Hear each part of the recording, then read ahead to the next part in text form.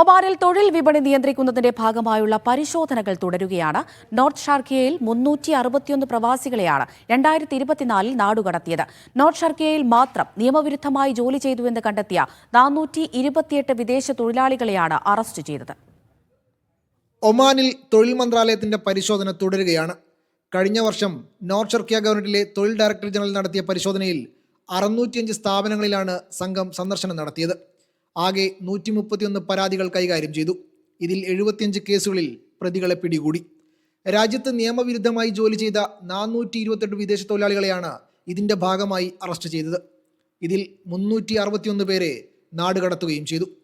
163 പ്രവാസി തൊഴിലാളികൾ സ്വയം കീഴടങ്ങുകയോ തൊഴിലുടമകൾ കൈമാറുകയോ ചെയ്തവരാണ്.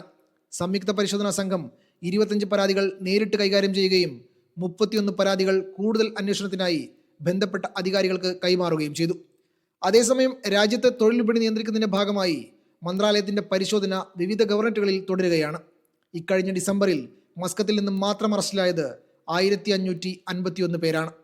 Media 1 Muscat.